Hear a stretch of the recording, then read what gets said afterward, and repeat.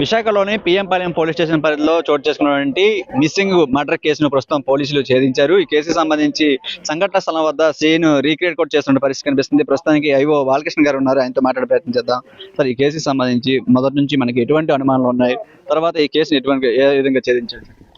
భార్య వచ్చి మాకు డిసెంబర్ 15 ఫిర్యాదు చేశారండి. నా భర్త డిసెంబర్ 9 ఇంటి నుంచి వెళ్ళిపోయారని. దాని మీద మేము భార్య ఇచ్చిన ఫిర్యాదుని దర్యాప్తు చేయడం మొదలుపెట్టాం. మాకు మొదటి నుంచి కూడా దీని మీద కొంత అనుమానం కలిగింది. ఈ మధ్య కాలంలో ఆమె ముందుగా ఉన్న K1 కాలనీ ఖాళీ చేసి పక్కనే ఉన్న బక్కన్నపాలెం అనే విలేజ్లో కొత్తగా ఇల్లు తీసుకున్నది. ఆ ఇంట్లో ఇంకో వేరే వ్యక్తితో ఆవిడ సహజీవనం చేయడం కూడా మేము గుర్తించాం. ఎప్పుడైతే సహజీవనం చేస్తుందో భర్త లేనప్పుడు కూడా వితిన్ 1 మంత్లోనే వేరే సహజీవనం చేయడం అని చూసి మాకు అనుమానం కూడా కొంచెం ఎక్కువైంది.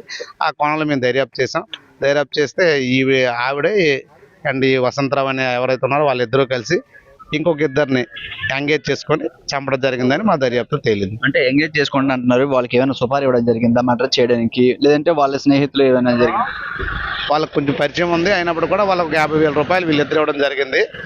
ఇంకా ఫర్దర్ దర్యాప్తు చేస్తాం, ఏదైనా ఉంటే మీకు తెలియజేస్తాం. ఈ మర్డర్ అనేది ఎక్కడ జరిగింది? అంటే వేరే ప్లేస్ లో ఎక్కడికైనా తీసుకెళ్లి అక్కడ చంపడం జరిగిందా, లేదంటే ఇక్కడికే తీసుకొచ్చి చంపేసి ఇక్కడ పడేశారా? ఈ మర్డర్ ఇప్పటి వరకు మాకు తెలిసింది ఏంటంటే, వాళ్ళు ఇంటి దగ్గర నుంచి మందు తాగమని తీసుకెళ్లారు, ఒక లాడ్జ్కి వెళ్ళారు. లాడ్జ్లో అక్కడ కూడా మందు తాగిన తర్వాత అతన్ని పేకనొక్కి చంపేశామని చెప్తున్నారు. ఇంక ప్రస్తుతానికి దర్యాప్తులు ఉందండి. Thank you.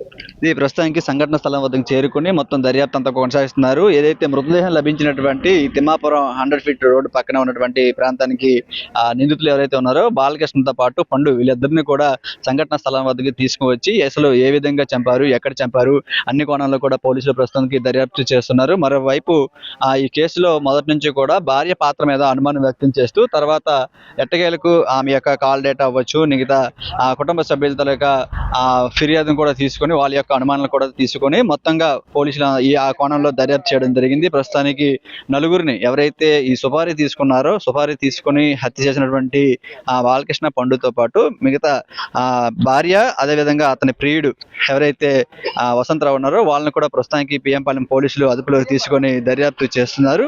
ముఖ్యంగా చూసుకోవచ్చు, ఎవరైతే మృతుడు నాగరాజు ఉన్నారో నాగరాజుని ఈ విధంగా వేరే చోట హత్య చేసి స్కూటీ మీద ఇక్కడ తీసుకొచ్చి తర్వాత ఇక్కడ నిర్మానుష్యమైనటువంటి ప్రాంతంలో పడేసి ఈ విధంగా తప్పించుకుని తిరుగుతున్నారు. తర్వాత పోలీసులు తమదైన శైలిలో దర్యాప్తు చేపట్టి ఎట్టకేలకు ఈ కేసుని కొలిక్కి తీసుకొచ్చినటువంటి పరిస్థితి కనిపిస్తుంది.